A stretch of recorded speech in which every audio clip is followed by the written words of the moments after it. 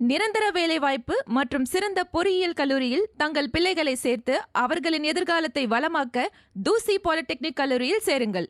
10ஆம் வகுப்பு தேர்வு முடிவுகளை வெளியிடுவது போது பள்ளிக்கல்வித்துறை அமைச்சர் அன்பில் மகேஷ், தேர்வு முடிவுகள் எதுவாக இருந்தாலும் மாணவர்கள் அதை பாசிட்டிவாக அணுக வேண்டும், நல்ல விதமாக அணுக வேண்டும் என்று பேசியிருந்தார். அதை பார்க்கலாம். வாங்குகிற மதிப்பெண்கள் மட்டுமே நம்மளை மதிப்பீடு செய்யாது.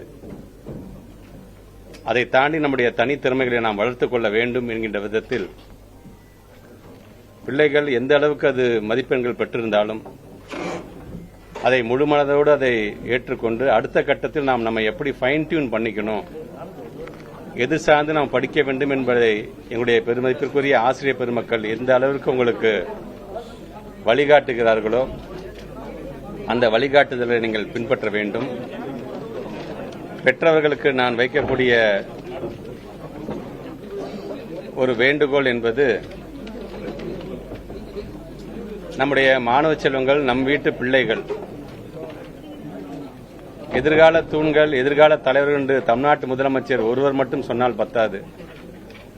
பெற்றவங்களா இருக்கிற நாமும் அதை முழுமையாக அதை நாம் நம்புகின்ற அளவிற்கு பிள்ளைகள் பெற்றிருக்கின்ற மதிப்பெண்கள் அது எப்படிப்பட்ட மதிப்பெண்ணாக இருந்தாலும் அவர்களை ஊக்கப்படுத்த வேண்டியது ஒவ்வொரு பெற்றோர்களுக்கும் அது ஒரு மிகப்பெரிய ஒரு கடமையாக இருந்திட வேண்டும்.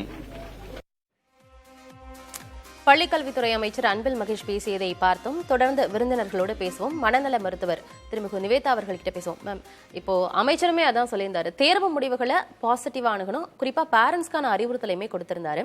நம்ம ஒரு 10 ஆண்டு 20 ஆண்டுக்கு முன்னாடி தேர்வு முடிவுகள் வெளியாகிறத எப்படி அணுகுனாங்க, இப்போ தேர்வு முடிவுகள் வெளியாகிறத எப்படி அணுகுறாங்க, ரெண்டுத்துக்குமே வித்தியாசம் இருக்கா? ரெண்டுத்துலயும் எஸ், கண்டிப்பா இருக்கு. இப்போ ஒரு 10 இயர்ஸ் பேக் ஒரு டிஸ்கஷன் பேனல்ல ஒரு சைக்காட்ரிஸ்டையோ இல்ல ஒரு மனநல ஆலோசகரையோ நம்ம வச்சதே கிடையாது.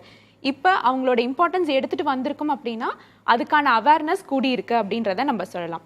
பரீட்சைகள் அப்படின்றது உங்களோட வாழ்க்கைக்கான முடிவு அப்படின்னு குழந்தைகள் எடுத்துக்க கூடாது. பெற்றோர் சைட்ல இருந்து கம்பேர் பண்ணக்கூடாது.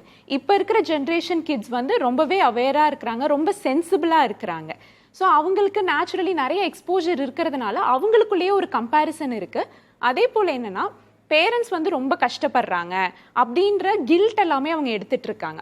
ஸோ இந்த மாதிரி சுச்சுவேஷன்ல அவங்களுக்கு நம்ம ஆறுதலா இருக்கிறது அப்படின்றது ரொம்பவே முக்கியமான விஷயம். இந்த மார்க் கம்மியா வந்திருக்கு, இல்ல நான் எதிர்பார்த்த மார்க் வரல அப்படின்றப்பெல்லாம் இதை வந்து அவங்க ஷேமோட அசோசியேட் பண்ணிக்க கூடாது.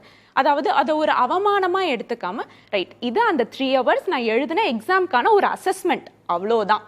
அதுக்கு மேலே இது மேலே நம்ம எக்ஸ்ட்ரா ப்ரெஷர் போட்டு இதுதான் எண்ட் ஆஃப் த லைஃப் அப்படின்ற மாதிரி கன்சிடர் பண்ணாமல் அடுத்து என்ன ஆப்பர்ச்சுனிட்டி இருக்குது, பேரண்ட்ஸ் உட்காந்து அந்த குழந்தைகளோட நீ கவலையாக ஃபீல் பண்ணுறியா, நீ இந்த மார்க் தான் எக்ஸ்பெக்ட் பண்ணியா அப்படின்னு நம்ம பேசும்போது குழந்தைகள் அதை ஓப்பன் அப் பண்ணுவாங்க. ஆஸ் அ டீச்சராக, ஓகே, இந்த ஸ்டூடெண்ட் அவனுக்கு தேவையான மார்க் அவன் அச்சீவ் பண்ணலன்னா அடுத்து ஃபர்தராக நம்ம எப்படி அவனை கைட் பண்ணலாம் அப்படின்ற மாதிரியான ஆலோசனைகள் வழங்கும் போது அந்த குழந்தைகள் ரொம்ப சேஃபா ஃபீல் பண்ணுவாங்க, ரொம்ப ஒரு கான்ஃபிடென்ட்டுமே அவங்களுக்கு வரதுக்கான வாய்ப்பு இருக்கு. பேரண்ட்ஸ் ஸ்டூடெண்ட்ஸ் உட்காந்து பேசிக்கிறதுக்கான அந்த ஸ்பேஸே இல்லாத ஒரு சூழல், அந்த மாதிரியான நிலைமையிலுமே இருக்கிறாங்க. சோ அப்ப அந்த மாணவர்கள் என்ன பண்ணணும்? இப்போ எனக்கு வந்து நான் 450 வாங்கியிருக்கேன், ஆனா என்னோட பேரண்ட்ஸ்க்கு அது ஹாப்பி, ஓகே, அவங்க ரொம்ப சந்தோஷப்படுறாங்க. ஆனா என்னோட எதிர்பார்ப்பு 480 இருக்கும், இல்ல 490 மார்க்கா இருக்கும், ஆனா வராம இருக்கும். ஆனா நான் எனக்கு உள்ளுக்குள்ளேயே வச்சு சஃபர் ஆகிட்டு இருக்கேன். அதை நான் போய் பேரண்ட்ஸ் கிட்ட கூட சொல்ல மாட்டேன். ஸோ எந்த மாணவர்களுக்கு கவுன்சிலிங் தேவை அப்படிங்கறத பேரண்ட்ஸ் எப்படி ஃபைண்ட் அவுட் பண்றது? ஓகே, இப்போ இந்த குழந்தைகளோட நடவடிக்கைகளில் மாற்றம் இருக்கும். இப்போ நீ வாக்கன்னா நம்ம வெளியில் போகலாம் அப்படின்னு கூப்பிடுவாங்க, இல்லை நான் வரல, நான் மார்க் கம்மியாக எடுத்துட்டேன்றது அவங்க மனசில் இருக்கும். வெளியில் யாரும் மார்க்கு கேட்டால் எனக்கு அது கஷ்டமாக போயிடுமோன்றதுனால நான் வெளியில் வரலன்னு சொல்லுவாங்க.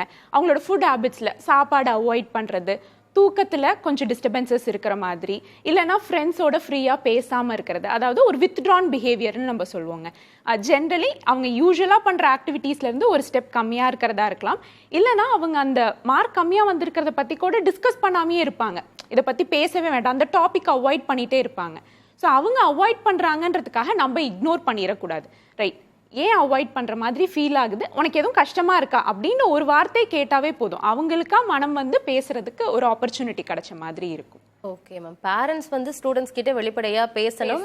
ஸோ அவங்கள கொஞ்சம் ஸ்டூடெண்ட்ஸை வந்து பேரண்ட்ஸ் தான் கூலாகவும் வச்சுக்கணும். நம்ம தொடர்ந்து பேசலாம். நிரந்தர வேலைவாய்ப்பு மற்றும் சிறந்த பொறியியல் கல்லூரியில் தங்கள் பிள்ளைகளை சேர்த்து அவர்களின் எதிர்காலத்தை வளமாக்க தூசி பாலிடெக்னிக் கல்லூரியில் சேருங்கள்.